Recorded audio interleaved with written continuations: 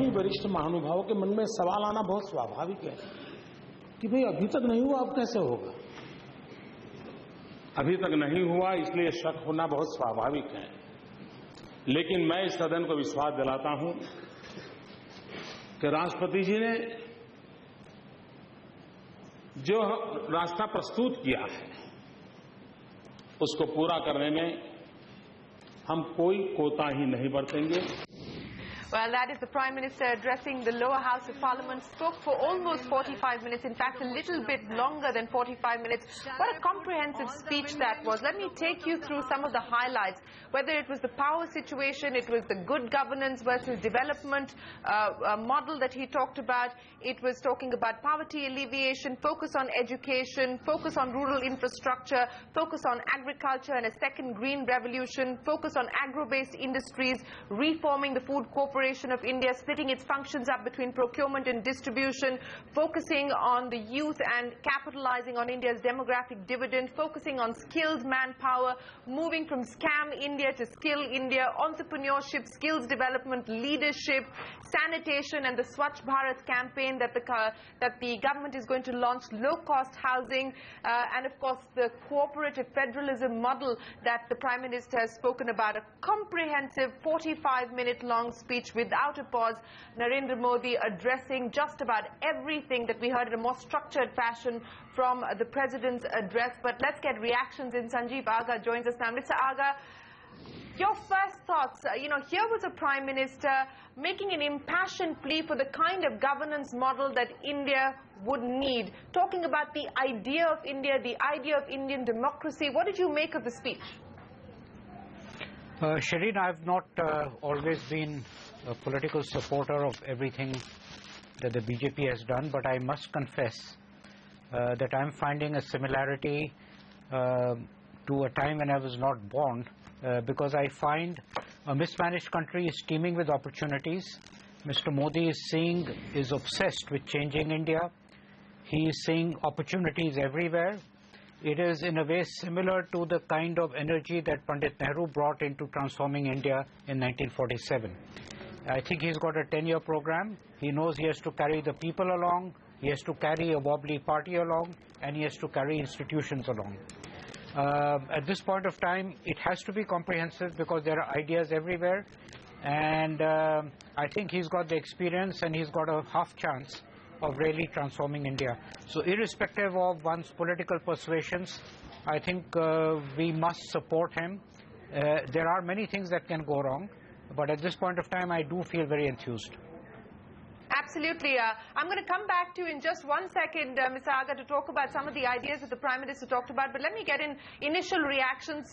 Siddharth Birla, the President of FICCI, also joins us. Mr. Birla, enthusiastic response there coming in from Sanjeev Agha to the over 45-minute, very comprehensive speech being made there by the Prime Minister to the lower house of Parliament. Your first thoughts? Well, I think I share his enthusiasm. I was listening to the speech. It's inspirational. I think he has given the indication that he'll be held to a standard, and I think we should all be held to a standard. It's very welcome when he gives the indication that debate is very healthy. And he's hinted that, why hinted? He's spoken widely about the strength and cooperation of the states. And I think you listed out almost every area he has touched in his speech, whether it's power, governance, education, agriculture, skills, taking India from scam to skills. I think that's absolutely fantastic. So I think this is, we are one stage closer to looking at the details compared to where we were yesterday. And I think he wanted the speech to be inspirational, and therefore I think it's done its job. Oh, absolutely. I'll come back to you, Mr. Birla, in just a second. But, Mr. Agha, let me come back to you. You know, we obsess about things like fiscal deficit and the quality of the deficit numbers and so on and so forth. But I want to talk about the ideas that the Prime Minister talked about. And that, to my mind, was really the special stuff. You know, to spend time talking about positioning the Northeast as a hub for organic produce, to talk about introducing things like a soil health card. To my mind, the ideas that the Prime Minister presented may not be mainstream ideas. Positioning India as a hub for qualified teachers. These are ideas that, to my mind, were really special about what he had to say today. Shereen, you've hit the nail on the head, because looking at a civilization purely from a finance person's or an economist's trained eye, you sometimes miss the big picture. And you might think that building nations is about fiscal deficits. But if you keep a city clean, he talked of cleanliness, for example, as a value. If you improve traffic management, these have nothing to do with fiscal deficit. But these are, if you improve administration, governance, if you improve teaching skills, these have nothing to do with current account deficit or fiscal deficit or capital expenditure, but this is what develops and builds countries. And you do the right things, the deficit will fall into place, the currency will fall into place. If you think you can mathematically grow a country, that is not going to happen. You require application, you require dedication. Countries are not built only by fiddling around by financial numbers. That is important, but that is not of the essence. Right. I'm coming back to you in just a second, Mr. Aga. Let me bring in Ajit Ranade into this conversation as well. Mr. Ranade, you've heard what the Prime Minister has had to say. You were part of that economist meeting with the Finance Minister. In a sense, Mr. Modi is taking forward the direction that was put forward by the President in his address. What did you make of the Prime Minister's speech, the ideas that he's put forward in terms of governance, development, reform, cooperative federalism, and of course getting the economy back on track?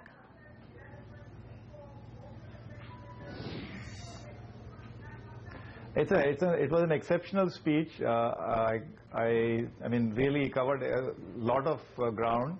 As you say, things like cooperative federalism, giving so many examples from various states, and this great thing of welcoming competition for governance and development. Welcoming, towards the end he said that Tamil Nadu is doing better than the Gujarat model. He said that's the contribution of Gujarat, that Gujarat is now making other states compete in the space of development. So I think, the speech was quite exceptional. Hopefully this is a signal towards the economic vision that will be articulated. You're absolutely right, Ajit Ranade. This was the emergence of Narendra Modi, not actually the emergence, but the establishing of Narendra Modi, the statesman. Every time he spoke about what the previous government had done, he didn't dwell on it, unlike what the Finance Minister had done yesterday. He said, I'm not here to talk about the problems of the past, I'm here to talk about the road ahead and talk about the solutions. And the astute politician that Narendra Modi is, that was very clearly reflected at the end when he reached out to Mamata Banerjee, he reached out to Jayalalitha, he even reached out to Mulayam Singh Yadav, and he talked about how the Gujarat model, and the biggest contribution of the Gujarat model has been this business of cooperative federalism or competition between various state governments. Yes. And Shereen, one more important statement that I heard towards the end. He said, "Alochana mein taakat hai."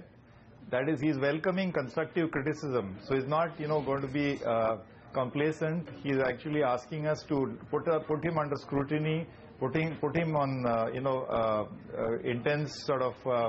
He says, I welcome criticism. I think that's a great message to send. Constructive criticism. Siddharth Birla, let me come back to you on some of the highlights as far as the speech were concerned. And since we are talking about the business of economy and recovery, let me ask you about some of the crucial issues that he talked about, taking forward what the President had said. Inflation very clearly continues to be the #1 priority. Fighting food inflation continues to be the #1 priority. And he's given specifics now as far as reforming the Food Corporation of India is concerned, split its functions into procurement and distribution. What did you make of this business of trying to reform institutions like the food corporations? He talked about the railways and said how it's become a lakir ka fakir. We need to change our attitude. We need to change our mindset. What do you take away from that in terms of how the government machinery is likely to change its approach as far as getting business done is concerned? Shereen, actually, I think he's signaling very strongly that we both need to think outside the box and that the government is prepared to think outside the box. By saying that these are things that will be considered, I'm sure that, of course, he will have certain things in his mind. But I think he will have the absolute maturity to think everything through before actually arriving at a decision. Now, whether the food corporation should be broken up, should not be broken up, at the end of the day, if it is to be broken up, it is to be broken up for a purpose, which is to address inflation, to increase efficiency of in the food supply chain. Now, if he's convinced that it will do the job, I think he's signaling that I'm not afraid to think outside the box and redesign a model that's been working or that has been in place for some time. So I take all of these things very positively, because none of these are going to happen as knee jerks. They're going to be thought through very carefully. And if I can add, just if you permit me to add, I think one very clear signal in terms of social responsibility, in terms of social responses, I think the key he's trying to make is that it's a healthy society that will take us forward. And the extremely sensitive statement about respect to women and other things, and how people can behave, and a man in the village having a job will probably like to even live with his parents and things like that. I think it's all signs for a healthy society, and without a healthy society, we are not going to go forward.